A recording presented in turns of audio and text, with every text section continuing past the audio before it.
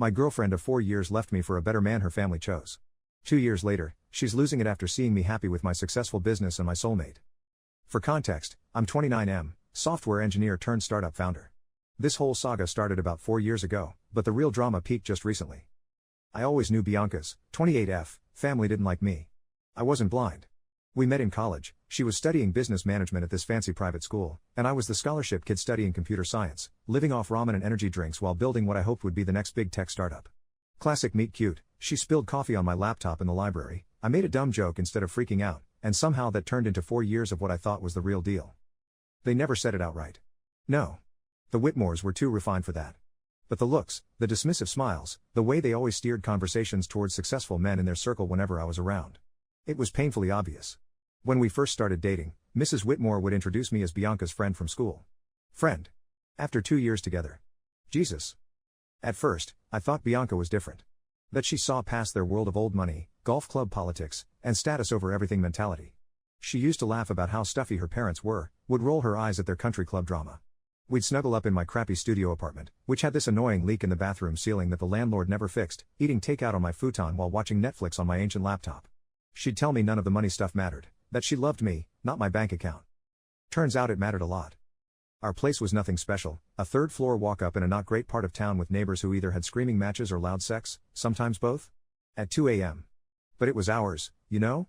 We decorated it with string lights, posters, and all these little potted succulents Bianca kept buying even though I was the one who ended up keeping them alive. I had this old rescued tabby cat named Pixel who would constantly knock everything off the counters but would curl up between us every night. Bianca always claimed she was more of a dog person, but I'd catch her baby talking to Pixel when she thought I wasn't looking. The beginning of the end started at a casual family dinner at her parents' estate.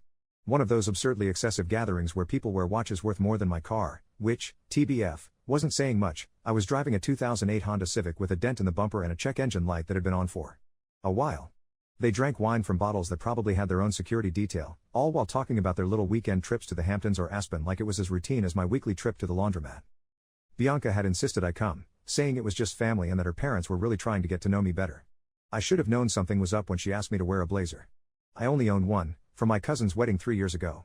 It was a little tight now, startup stress eating is real, folks, but I sucked it in and wore it anyway. Even borrowed a friend's good shoes for the occasion. But the moment I stepped in, I realized it was anything but family. Her father's business associates were there, along with their sons, men who had already made it in finance, law, real estate. The kind of guys who had LinkedIn profiles that read like the American dream on steroids. Ivy League schools, summer internships at Goldman Sachs, fathers who were on a first-name basis with senators. You know the type. The conversation flowed effortlessly between investment strategies and European vacations. Meanwhile, I'm still grinding on my startup with barely any social life, living off instant ramen and the occasional splurge on a burrito bowl from Chipotle, always with guac, because I'm fancy like that. I didn't exactly have riveting stories about my summer home in the Berkshires or my latest skiing trip to the Alps. It didn't take long before the targeted attack started, disguised as casual conversation.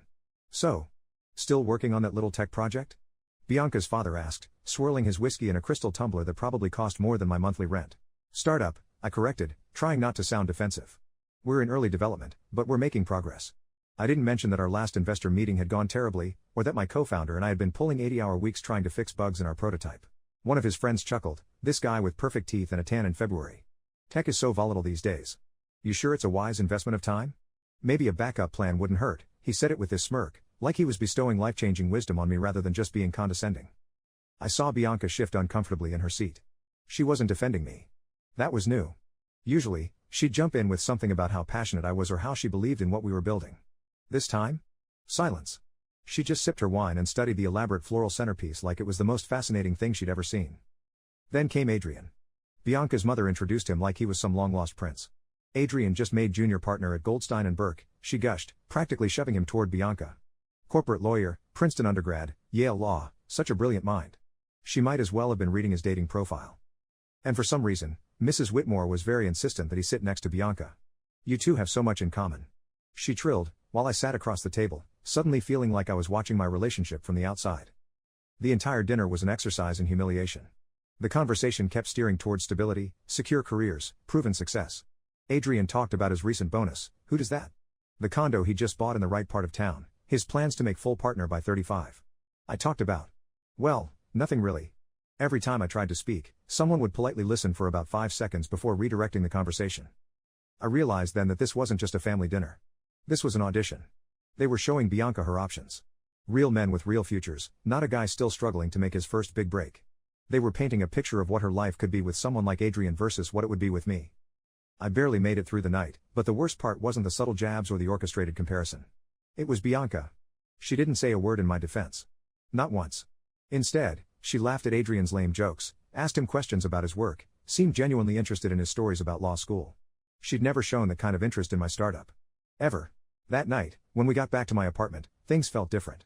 She complained about the broken elevator. It had been broken for months, nothing new. She mentioned how small the bathroom was. She wrinkled her nose at Pixel when he jumped on the bed, something that had never bothered her before. A week later, I got the talk. She didn't drag it out. Just showed up at my place after work, still in her business casual outfit from her marketing job at her dad's friend's company, a job she got without an interview, but that's another story. She sat across from me at my tiny IKEA dining table, the same one we'd assembled together while drinking boxed wine and laughing about the incomprehensible instructions. The same one where we'd had countless takeout dinners, game nights with friends, and late-night talks about our dreams. "I love you, but I need stability," she said, every word carefully rehearsed. I could practically see her practicing this speech in her mirror. "I can't keep waiting for you to figure it out. My family. They made me realize I need someone who's already there. Someone like Adrian," I finished for her. She didn't even have the decency to look surprised. Just nodded, eyes down, fiddling with the expensive watch her parents had given her for her last birthday. "It's not just about money," she insisted, though we both knew that was bull crap. "It's about having a plan, a future that's certain." I could have fought. Could have begged. Could have promised to change, to get a real job, to be whatever version of myself would fit into her family's vision. But something in me snapped. I just nodded and said, "All right." That's all I said. She looked surprised, like she expected resistance, tears, a dramatic scene. But I had none left to give. I was just empty. "That's it?" she asked, almost disappointed. "What do you want me to say, Bianca? That you're breaking my heart? That I think you're making a mistake? That your family has brainwashed you? Would any of that change your mind?" She didn't answer. Because we both knew it wouldn't. 2 days later, she hard launched her new relationship on social media. Not even a full week after our breakup and there they were, matching outfits at some luxury hotel in the Hamptons, his arm around her waist, her smile wide and carefree. Caption: "Found my forever all while I was still sleeping on the side of the bed we used to share, still finding her hair in my shower drain, still automatically buying her favorite cereal at the grocery store out of habit. I wish I could say I turned my pain into motivation instantly, that I channeled my heartbreak into becoming a tech mogul overnight, but that would be some bullcrap movie ending. The truth? I spiraled. Hard. My startup crashed a month after our breakup. Investors pulled out after our early prototype failed during a crucial demo. My apartment? Gone. Couldn't afford the lease anymore without dipping into my already dwindling savings. My self-respect? In shambles.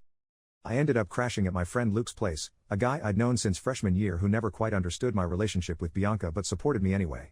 His place was even smaller than mine had been, but he cleared out half his closet and let me and Pixel move into his spare room without complaint. That's a real friend right there. I started job hunting for anything that could pay the bills while watching Bianca's perfect new life unfold online.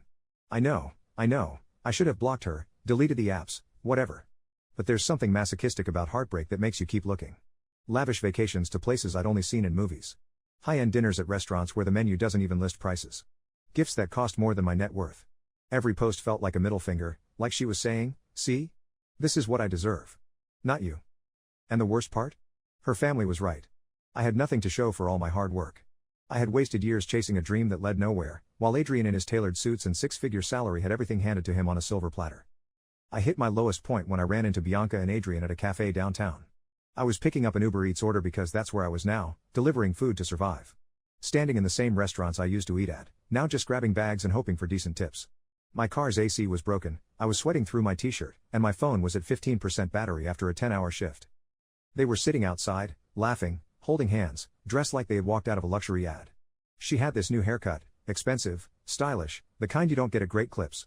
He was wearing sunglasses that probably cost more than all the clothes I owned combined. She saw me, paused mid-laugh, and our eyes met. For a second, I thought I saw something, regret, maybe? Guilt? But then it was gone, replaced by that polite smile you give to service workers or distant acquaintances. Like I was some sad stranger she used to know. That moment broke something in me. That was the last day I allowed myself to be a joke. I went home to Luke's apartment, deleted all my social media apps, and made a decision. No more feeling sorry for myself. No more obsessing over Bianca's picture-perfect Instagram life. No more excuses. I cut off everything. Social media, distractions, excuses, self-pity. I went into full rebuild mode. I slept 4 hours a night, worked 2 jobs, Uber Eats during the day, night shift stocking at a grocery store, and spent every spare second on rebuilding my startup from scratch. But the difference this time? I got smarter. No more chasing investors with half-baked ideas and flashy pitches. I learned to bootstrap and build something real before asking for money. No more trusting easily. I kept my circle small, basically just Luke and a couple other ride or die friends, and worked in silence. No more wasting time. I cut out distractions, ditched friends who just wanted to complain about life, and focused on results. Luke was a saint through all of this. He'd bring me coffee during my late-night coding sessions, make sure I ate something besides protein bars, and never once complained about me turning his living room into a makeshift office. He even helped me set up interviews with some contacts from his job when I was trying to get my first enterprise clients.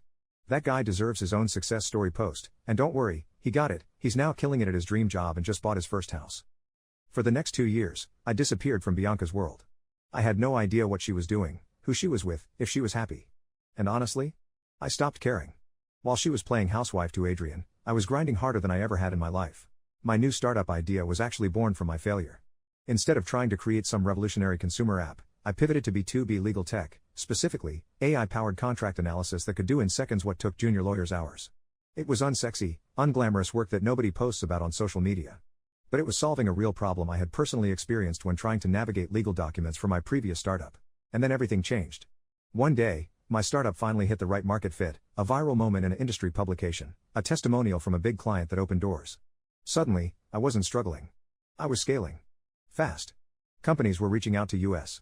Investors were calling, not the other way around. And just like that, my company, the one they all laughed at, was suddenly in direct competition with firms like Adrian's. And he was about to find out the hard way. 2 years. That's how long it took. 2 years of grinding in complete silence, of working insane hours, of pushing through every setback, and there were plenty, times I nearly gave up, times when I thought maybe Bianca and her family had been right about me. But I kept going. I had an amazing team now, people who believed in the vision, who worked just as hard as I did, who had become like family. We had our own inside jokes, our weekly ritual of Friday afternoon beers on the office roof deck, our war stories of late-night coding sessions and impossible deadlines we somehow met. And then suddenly, things started clicking into place. My startup wasn't just surviving, it was scaling fast. We had landed a major client, one of the top 5 law firms in the country. That led to more contracts, more investors, more recognition in the industry. Within months, we were expanding globally, opening offices in London and Singapore. But the real twist of fate? Our biggest market disruption was in financial law tech, the same industry Adrian worked in. Our AI tools were making junior associates at big law firms obsolete, automating the grunt work that guys like Adrian built their early careers on. That meant my company was directly threatening his firm's future, and he had no idea who was behind it. The first time I ran into Bianca again, it was completely unplanned. I was at an exclusive industry event, not as a guest, but as a featured speaker. A year ago, I couldn't even afford the entry ticket. Now, I was one of the main attractions, talking about how our technology was reshaping legal services. As I finished my talk, shaking hands with investors and executives, in a suit that actually fit this time, I spotted Bianca's parents across the room. They looked different. Less smug. Less dismissive. They recognized me instantly, her mother's eyes widened in shock, her champagne glass froze halfway to her lips. Her father, who had once mocked me at his dinner table, just gave me a slow nod. Like he suddenly respected me. Like I was finally worthy of acknowledgement. Then I saw Bianca. She was standing off to the side, frozen, staring at me like she had seen a ghost. She looked good, of course she did, but different. The carefree smile from her Instagram posts was nowhere to be seen. She didn't approach me. I didn't approach her. But I saw the way her expression changed from shock to realization to something else. Something that looked a lot like regret. From that night on, things only got worse for Bianca and Adrian. Their relationship was already crumbling. I later heard from mutual friends that he was exactly what I expected. A cold, image-obsessed, controlling man who treated her like an accessory rather than a partner.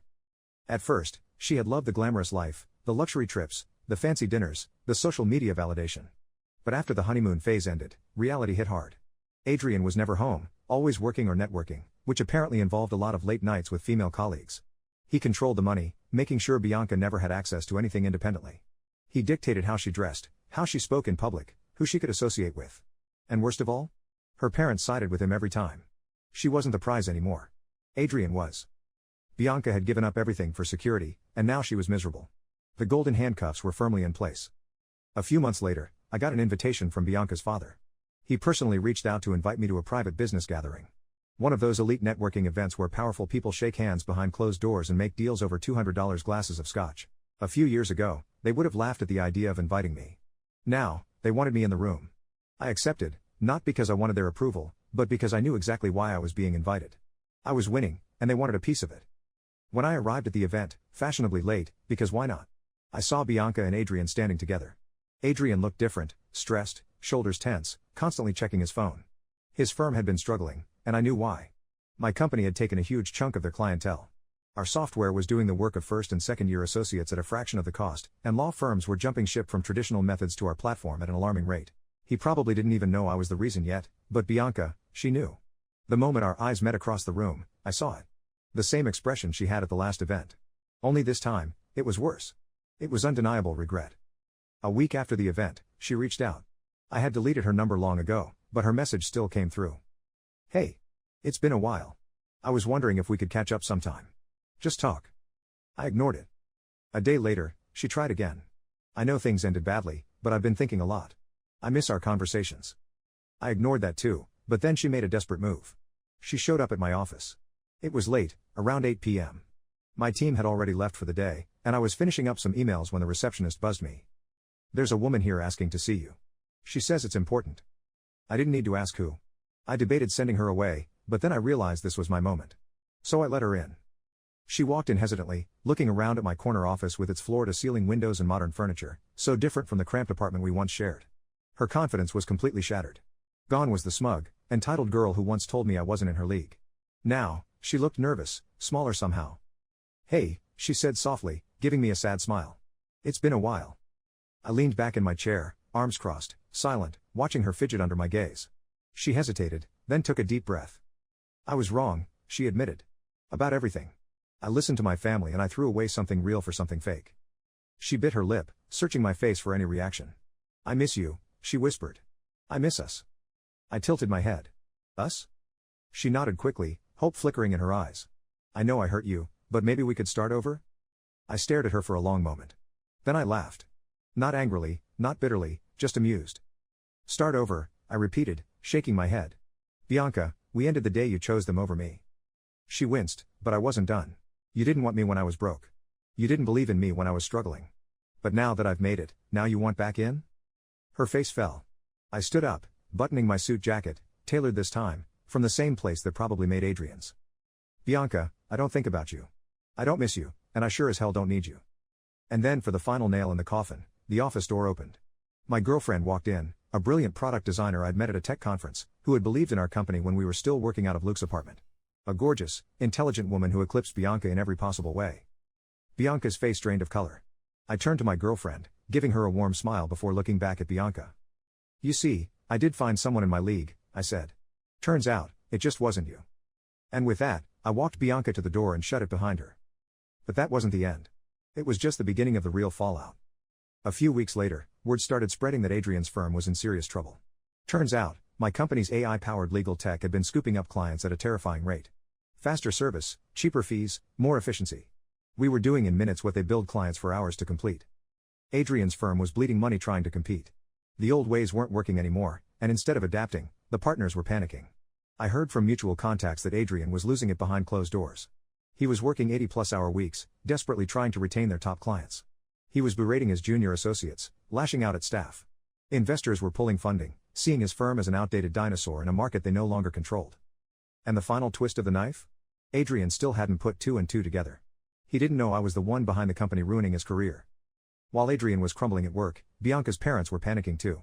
They had spent years trashing me, treating me like some broke loser who wasn't worthy of their daughter. Now, their loser was richer, more powerful, and more respected than their entire social circle. And suddenly, they wanted to pretend the past never happened. It started with small gestures. Bianca's mother sent a polite email congratulating me on my success. Her father mentioned me in an interview, calling me one of the most promising entrepreneurs of the decade. They invited me to another business event, framing it as a networking opportunity. I ignored all of it. Then, Bianca's father called me directly. I answered out of pure curiosity. "I think we should talk, son," he said, his tone warm. Fatherly, like we hadn't been in an unspoken war for years. I let him ramble about business opportunities, potential partnerships, water under the bridge. Then after a pause, he finally got to the real reason. "Listen. Bianca made a mistake. I know that. We all know that.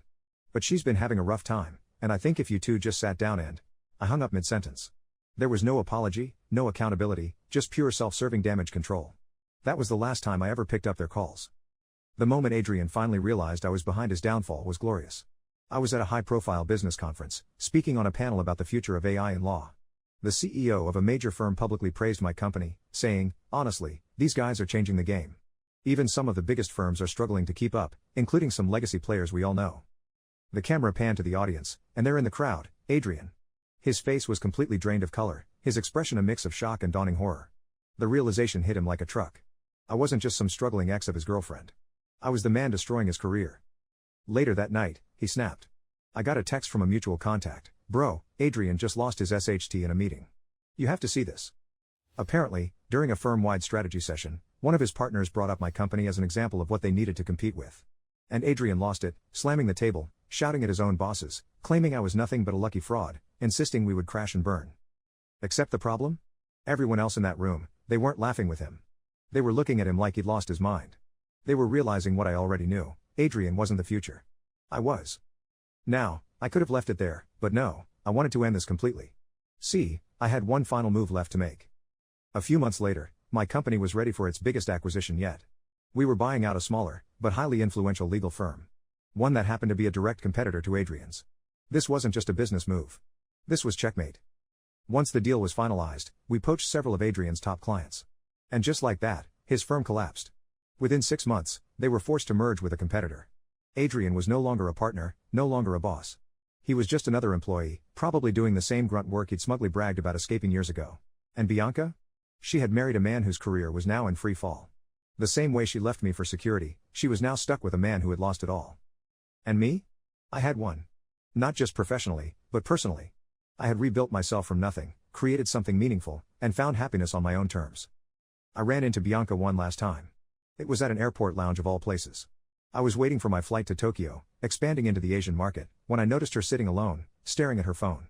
No designer bags, no expensive jewelry. She looked tired, older. The perfect life had taken its toll. She saw me, and for a moment, I saw hope flash in her eyes. She stood up as if to walk over. I just shook my head. Then I turned around, boarded my first-class flight, and never looked back. In the end, I didn't need to destroy Bianca. She did that to herself.